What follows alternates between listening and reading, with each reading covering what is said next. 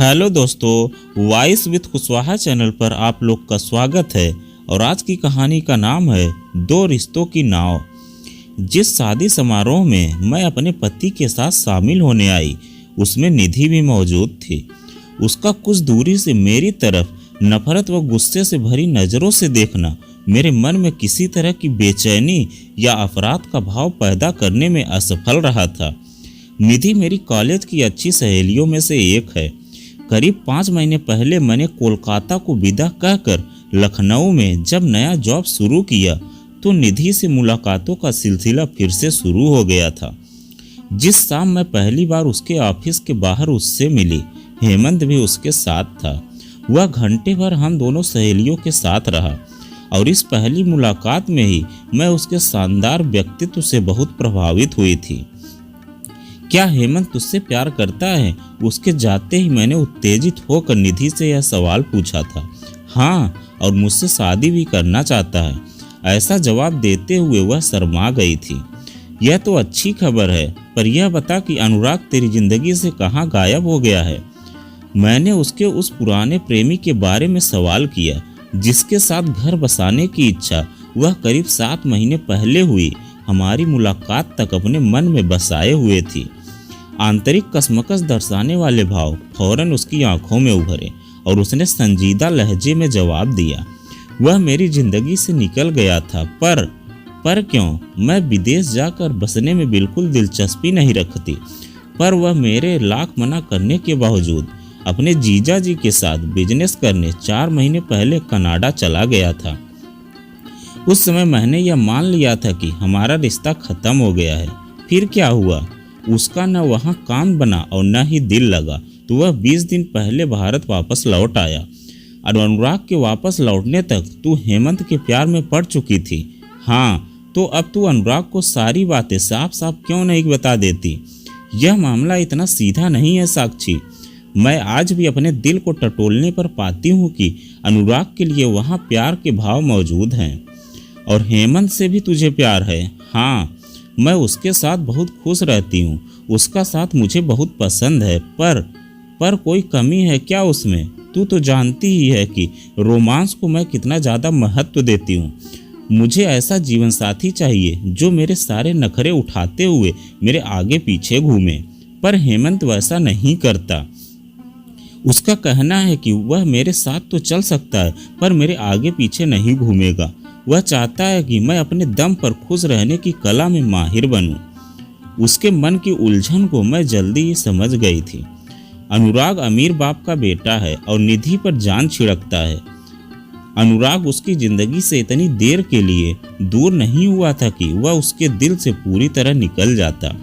दूसरी तरफ वह हेमंत के आकर्षक व्यक्तित्व से बहुत प्रभावित है, पर उसके साथ जुड़कर मिलने वाली सुरक्षा के प्रति ज्यादा आश्वस्त नहीं है। वह अपने पुराने प्रेमी को अपनी उंगलियों पर नचा सकती है, पर हेमंत के साथ ऐसा करना उसके लिए संभव नहीं है। हम दोनों ने कुछ देर अनुराग और हेमंत के बारे में बातें की, पर वह किसी एक को भावी जीवन साथी चुनने का फैसला करने में असफल रही थी। मेरा फुफेरा भाई गौरव प्रेस रिपोर्टर है, उसके बहुत अच्छे कॉन्टेक्ट है। मैंने उससे कहा कि हेमंत की जिंदगी के बारे में खोजबीन करने पर उसे अगर कोई खास बात मालूम पड़े तो मुझे जरूर बताए। उसने अगले दिन शाम को ही मुझे यह चटपटी खबर सुना दी कि हेमंत का रुचि नाम की डिजाइनर के साथ पिछले 3 साल से अफेयर चल रहा था, पर फिलहाल दोनों का मिलना कम हो गया था। मैंने यह खबर उसी शाम निधि के घर जाकर उसे सुनाई तो वह परेशान नजर आती हुई बोली, यह हो सकता है कि अब उन दोनों के बीच कोई चक्कर न चल रहा हो, पर मैं फिल्मी हीरो से आकर्षक हेमंत की वफादारी के ऊपर आंखें मूंद कर विश्वास नहीं कर सकती हूँ।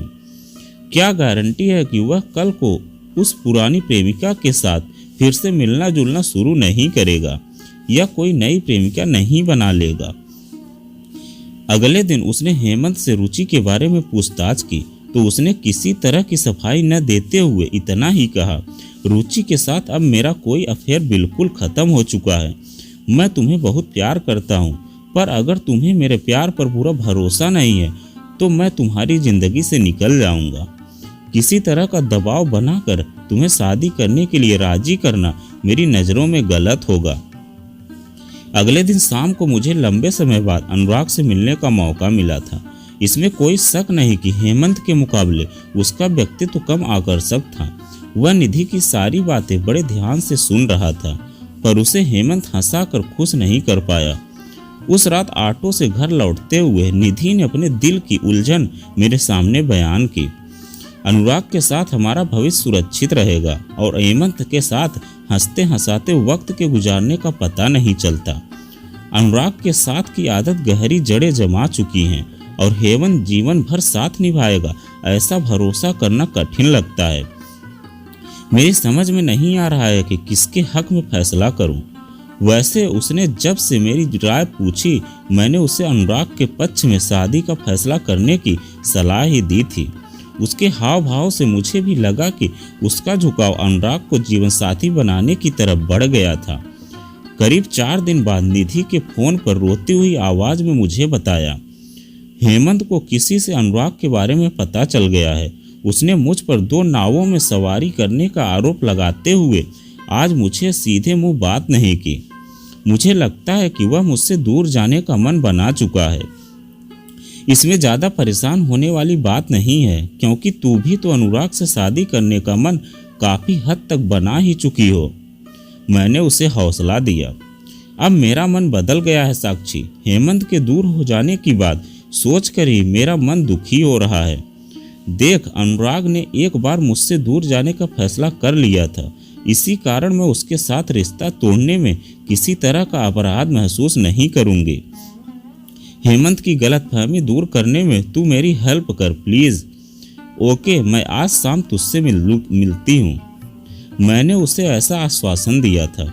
आगामी दिनों में हेमंत के साथ अकेले मेरा मिलना जुलना कई बार हुआ और इन्हीं मुलाकातों में मुझे लगा कि उस जैसे जियो और जीने दो के सिद्धांत को मानने वाले खुशमिजाज इंसान के लिए बात बात पर रूठने वाले नखरेली निधि हेमंत के लिए उपयुक्त जीवन साथी नहीं है।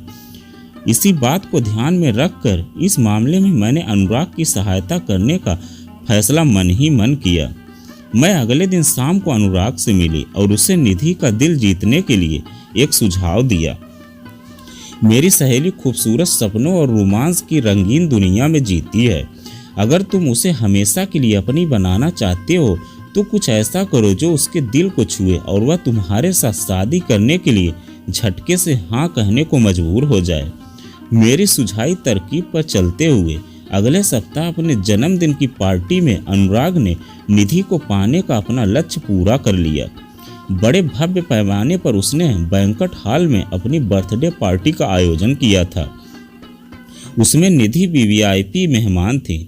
अनुराग के कोमल मनोभाव से परिचित होने के कारण उसके परिवार का हर सदस्य निधि के साथ प्रेम भरा व्यवहार कर रहा था। बीच पार्टी में अनुराग ने पहले सब मेहमानों का ध्यान आकर्षित किया और फिर निधि के सामने घुटने के बल बैठकर बड़े रोमांटिक अंदाज में उसे प्रपोज किया। तुम जैसी सर्वगुण संपन्न लड़की अगर मुझसे शादी करने को हाँ कह देगी तो मैं खुद को संसार का सबसे धन्य इंसान समझूंगा। वहाँ मौजूद सभी मेहमानों ने बड़े ही जोशीले अंदाज में तालियां बजाकर निधि पर हाँ कहने का दबाव बनाना शुरू किया।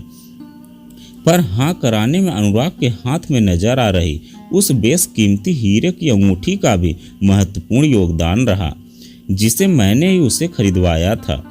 निधि ने अनुराग के साथ शादी करने का फैसला कर लिया तो मैं ऑफिस में बहुत ज़्यादा काम होने का बहाना बनाकर मैंने उससे मिलना बंद कर दिया। मैं हेमंत के साथ लगातार हो रही अपनी मुलाकातों की चर्चा उससे बिल्कुल नहीं करना चाहती थी। हेमंत को मैं अपना दिल पहले ही दे बैठी थी, पर अपनी भावनाओं को दबा कर रखने को मजबूर थी। चूंकि अब निधि बीच में नहीं थी, इसीलिए मुझे उसके साथ दिल का रिश्ता मजबूत बनाने में किसी तरह की झिझक नहीं थी। हेमंत के दिल की रानी बनने के लिए मुझे ज़्यादा मेहनत नहीं करनी पड़ी, क्योंकि मैं उसके मन को समझने लगी थी। मैं जैसी हूँ अगर वैसी ही उसके सामने बनी रहूँगी तो उसे ज़्यादा पसंद आऊँगी। यह महत्वपूर्ण बात मैंने अच्छी तरह समझ ली थी। उसे किसी तरह बदलने की कोशिश मैंने कभी नहीं की। उसकी नाराजगी की चिंता किए बिना जो मन में होता उसे साफ साफ उसके मुंह पर कह देती। हाँ, यह जरूर ध्यान रखती कि मेरी नाराजगी बात खत्म होने के साथ साथ ही विदा हो जाए। मेरी समझदारी जल्दी ही रंग लाई। जब हेमंत की भी मुझ में रुचि जागी तो मेरी खुशी का ठिकाना नहीं रहा। एक दिन मैंने आंखों में शरारत भर कर उसका हाथ पकड़ा और रोमांटिक लहजे में कह ही दिया, अब मुझसे दूर रहना मेरे लिए संभव नहीं है हेमंत। तुम अगर चाहोगे तो मैं तुम्हारे साथ शादी किए बिना ही रहने को तैयार हूँ। हेमंत ने मेरे हाथ को चूमकर मुस्कुराते हुए कहा, मुझे इतनी अच्छी तरह समझने वाली तुम जैसी लड़की को मैं अपनी जीवन साथी बनाने से बिल्कुल नहीं चूकूंगा। बोलो कब लेने हैं बंदे को तुम्हारे साथ 7 फेरे। शादी के लिए उसकी हाँ होते ही मैंने निधि वाली मूर्खता नहीं दोहराई। अपने मम्मी पापा को आगामी सोमवार को ही उसके माता पिता से मिलवाया और सप्ताह भर के अंदर ही शादी की तारीख पक्की करवा ली। निधि और अनुराग की शादी से पहले हेमंत और मेरी शादी के कार्ड छपे थे। मैं अपनी शादी का कार्ड देने निधि के घर गई तो उसने सीधे मुंह मुझसे बात नहीं की। मैंने उसी दिन मन बना लिया कि भविष्य में निधि के संपर्क में रहना मेरे हित में नहीं रहेगा। मैंने हेमंत को समझाया, निधि का होने वाला पति अनुराग नहीं चाहता है कि कभी वह तुमसे कैसा भी संपर्क रखे। उसकी खुशियों की खातिर हम उससे मिलना नहीं करेंगे। हेमंत ने मेरी बात को ध्यान में रखते हुए निधि से कभी किसी माध्यम से संपर्क बनाने की कोशिश नहीं की। मैं इस पूरे मामले में न खुद को कुछ गलत करने का दोषी मानती हूँ, न किसी के साथ अपराध की शिकार हूँ। मेरा मानना है कि अपनी खुशियों की खातिर पूरी ताकत से हाथ पैर मारने का हक हम सबको है। निधि ने फैसला लेने में जरूरत से ज्यादा देरी की वजह से हेमंत को खोया। वह नासमझ चील जो अपने मनपसंद शिकार पर झपट्टा मारने में देरी करे, उसके हाथ से शिकार चुनने का मौका छिन जाता है। कोई हैरान करने वाली बात नहीं है। निधि की दोस्ती को खोकर हेमंत जैसे मनपसंद जीवन साथी को पा लेना मैं अपने लिए बिल्कुल भी महंगा सौदा नहीं मानती हूँ। तभी उससे हेलो हाय किए बिना विवाह समारोह से लौट जाने पर मेरे मन ने किसी तरह का मलाल या अपराध महसूस नहीं किया था। तो दोस्तों, यह कहानी आपको कैसी लगी कमेंट में लिखकर जरूर बताइएगा। अगर आप हमारे चैनल पर नए हैं प्लीज़ चैनल को सब्सक्राइब करें और वीडियो को एक लाइक ज़रूर करें, क्योंकि आपको इस चैनल पर ऐसे ही कहानी देखने को मिलती रहती है।